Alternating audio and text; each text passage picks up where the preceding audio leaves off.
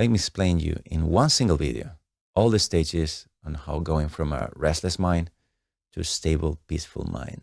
Most people don't even understand how peaceful you can be. But in order to achieve that, you need to understand the mechanics. I'm pretty sure there is no video like this online. So I hope this adds a lot of value, or at least gives you an overall idea how it goes. I will probably do videos specifically talking about each stage because it's all very nuanced and a bit complicated, but at the same time it's simple. It's very simple. So, and hopefully in this video, I'm excited to share with you the most direct, simple way to understand this. So the first stage, it is in any meditation you will try, from metta, from prayer, from mantras, from focusing on your breath, any meditation, there's an object of meditation. There is something you're supposed to be focused on. So in the first stage, you're all the time going back to it because this is the starting point for everyone. Your mind is overstimulated, is incredibly distracted, and that is another way of describing suffering. So expect it to be kind of not difficult, but it may be frustrating and disempowering for many people who feel themselves to be kind of owning themselves, conscious beings, adults, and suddenly noticing that when you just try to focus your attention on something, it just goes away every other second. It may feel very frustrating, but that's why it's so important to understand these mechanics, because you shouldn't. This is exactly how it should be. So what's going to happen in the first stage is that your mind is just going to wander all the time.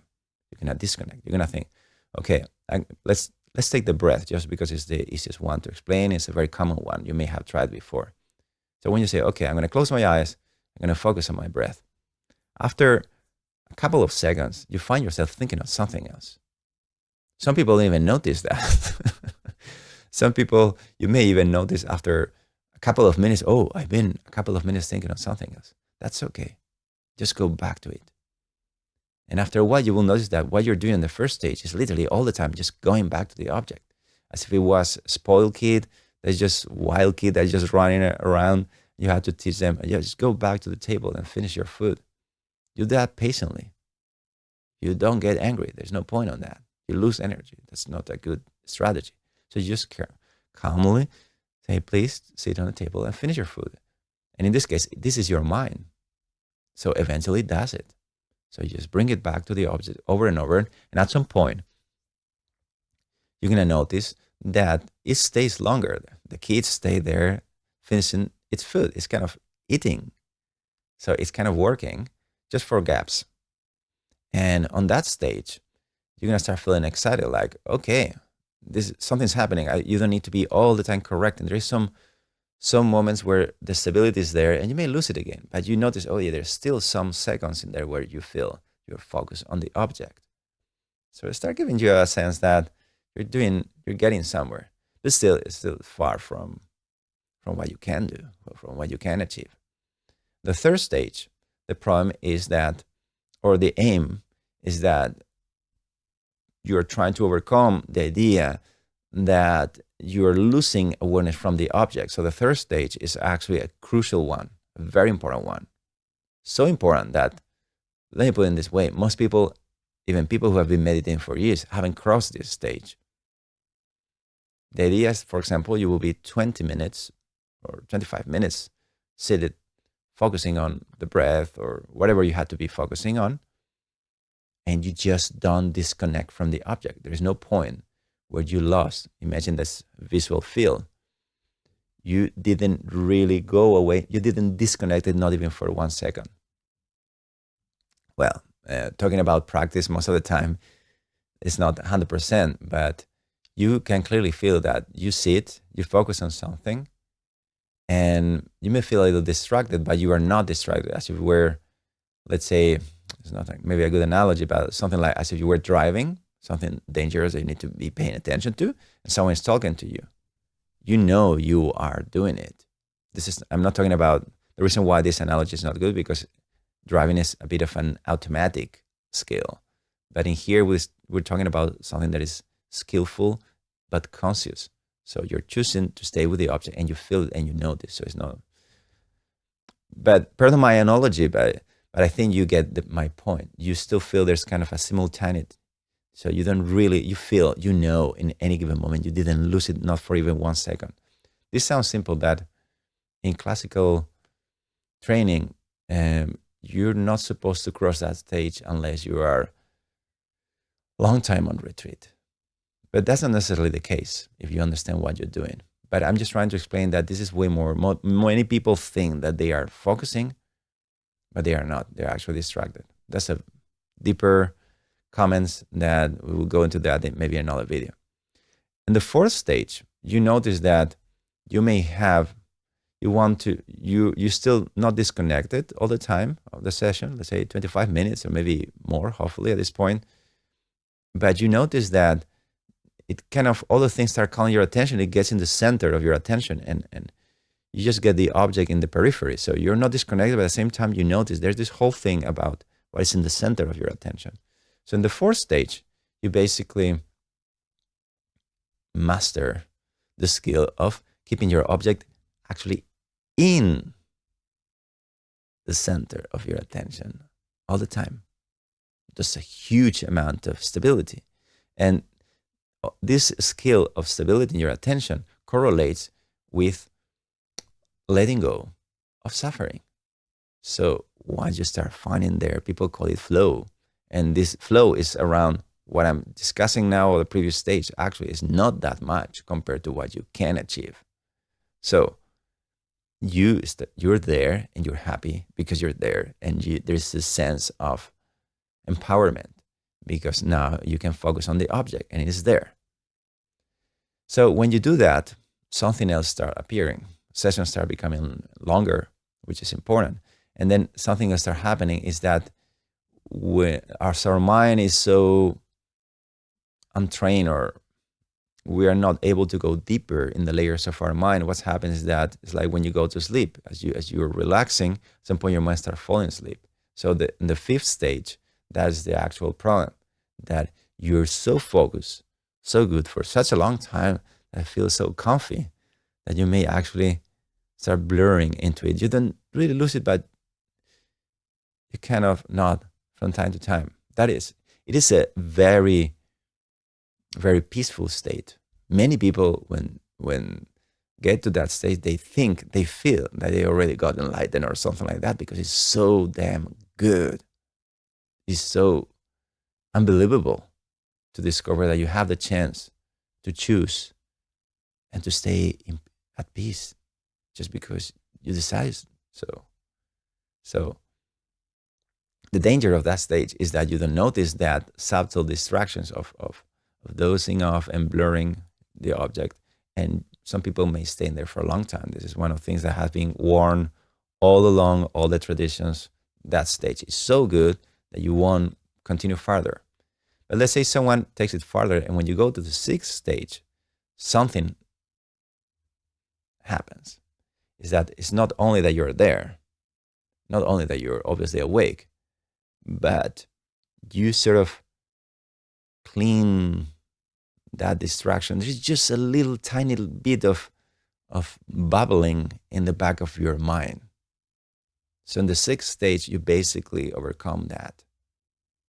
And the seventh stage is when things start becoming magical. I do think seventh stage is probably the most important one, because suddenly, even not only that you're stable for long periods of time, but even this bubbling in the background falls apart. Imagine a huge amount of water, like a beautiful, huge lake, and all the water is still. There is power to that. There's incredible collectedness of yourself, and there's a freedom that comes from that. There's an aliveness, there's a recognition of who you are when you get to that point where you still your mind to that level. So there is no this blurring distortion in the background of your mind. There's just this pure thing. In Hinduism, it's described like a candle, the flame of a candle in a room when there is no wind, and how it just becomes a beautiful, solid thing. There's a clear click, and it's very profound, and you're very awake.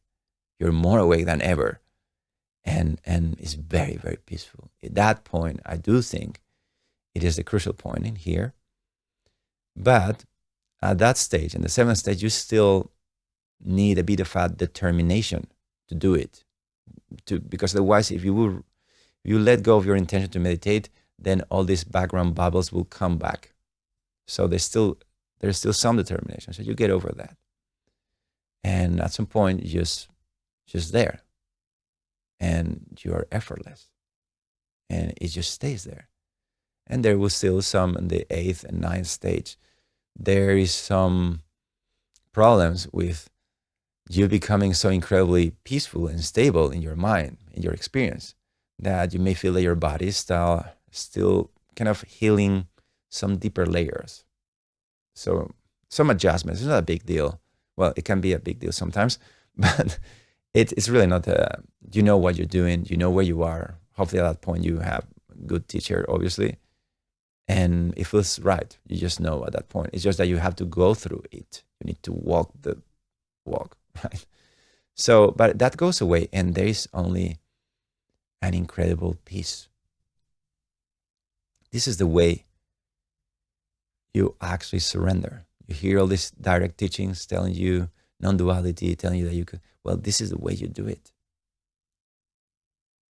You still your mind by surrendering. But as I'm trying to explain you, there is a process to it. And not knowing that process makes many people make a lot of mistakes. One of them is being frustrated and quitting when everything actually was right and you were doing it right. You may just need someone to tell you, no, just keep doing that. You're doing good. Something's going to happen if you keep doing what you're doing. Or what I see happening most is many people are thinking they are better than they are, in the sense that I'm more ready, because they were at some point. I think if you're watching this video at this point, you're certainly there, in the sense that you had these experiences in your life. It's just that you weren't able to sustain them. So sometimes people, probably it's a common stage for everyone, just get more confident than you should. And you feel, wow, you got to that place of tapping into your real nature, and that feels so good, so great, so extraordinary, that we get to make an identification with that idea. I feel that you're better than you were. That's also around this is in the system, for me, there will be something around that fifth stage. Not because of the system, please do train the system. But nevertheless, I'm saying this kind of confident feeling that you're there, but you're not there. And the only price you pay is that you don't go any farther. So you could sit to meditate and feel peaceful. You can do your thing and feel peaceful. But if you're honest with yourself, you will notice that it's still something missing. I think for most people nowadays, this will equal like people who have these awakening experiences and of non-duality, but they still don't know how to settle and live from there every moment. How to tap, how to connect, how to relax into the awareness and feeling it like a reality moment by moment. So I hope this is inspiring to you, and I hope you want to give it a try. Oh yeah, the books. So if you're interested in that, I recommend you the book, The Attention Revolution by Wallace. That's the guy who actually really showed me this in this way. And when someone shows you something like that, you cannot be thankful enough. So I strongly suggest you to get a grip on that book. But there's also a very, very interesting and fascinating book, non-Buddhist book by a neuroscientist, which is called The Mind Illuminated. And this book, it also has very profound insights outside of the limiting sense of the tradition. And I think it's also a must read if you're interested in this topic. So one of these two books, The Attention Revolution by Alan Wallace or The Mind Illuminated by Culadasa. So grab on that. If you find this video, there's something, you resonate with what I'm saying. You at least feel curious to integrate this in your practice, whatever your practice is. Then I recommend one of these two books.